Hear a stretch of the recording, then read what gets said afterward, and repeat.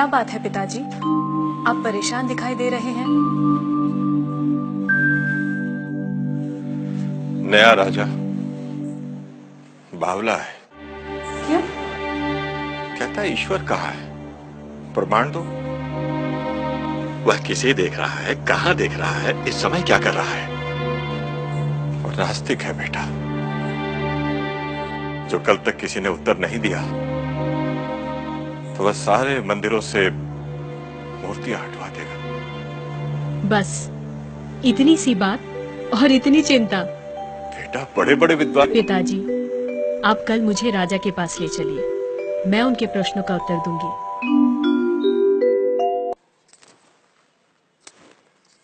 राजन, मैं प्रमाण देने के लिए तैयार हूँ, पर उससे पहले मैं कुछ चाहती हूँ। क्या चाहिए?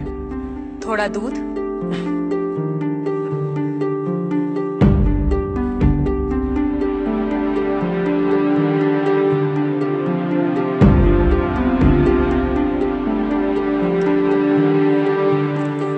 राजन, इस पात्र में आपको क्या दिखाई दे रहा है?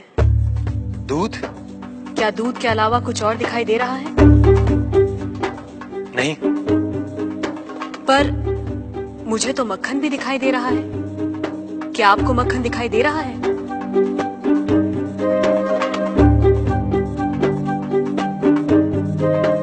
नहीं। पर राजन, क्या इसमें मक्खन नहीं है?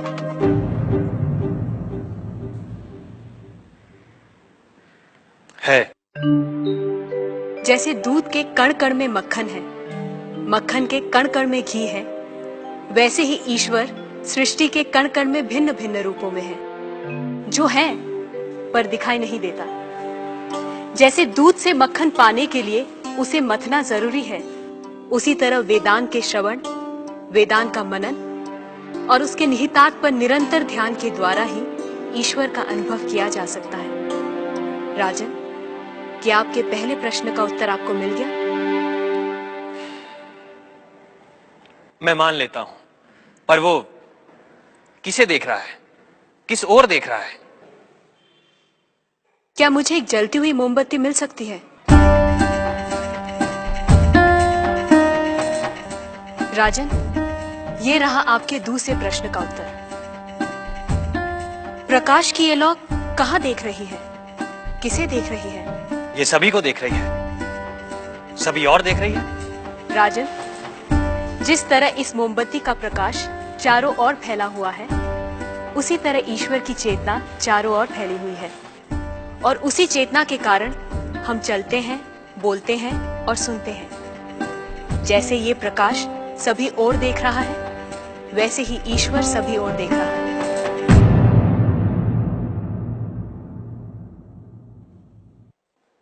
अब आपका तीसरा प्रश्न। वो इस समय क्या कर रहा है? राजन, इस समय मैं आपके प्रश्नों का उत्तर दे रही हूँ, इसलिए मैं तुम्हारी गुरु हूँ और तुम मेरे शिष्य। पर मैं खड़ी हूँ और तुम बैठे हो। यदि अपने प्रश्न का उत्तर चाहते हो तो तुम्हें मुझे अपना आसन देना होगा।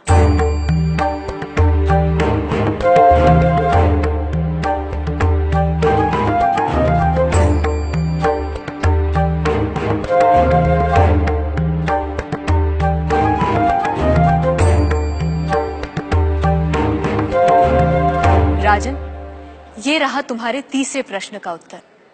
कुछ देर पहले आप सारे मंदिरों से मूर्तियां हटवाने का विचार कर रहे थे। इस समय आप ईश्वर के बारे में फिर से विचार करने लगे हैं।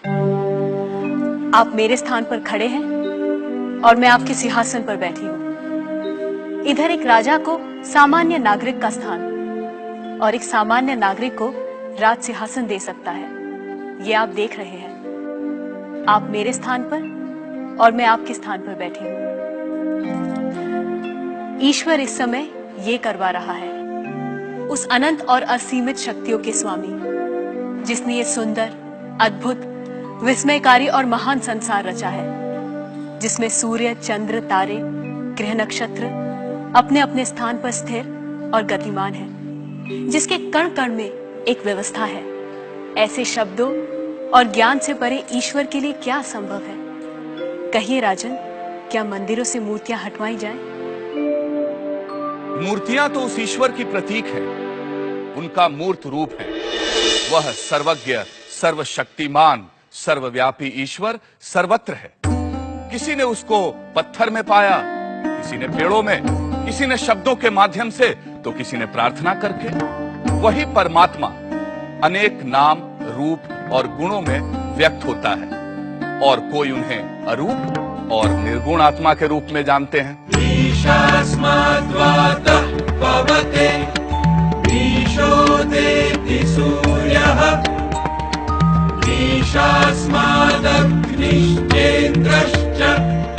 मृत्युर्धावति पंचम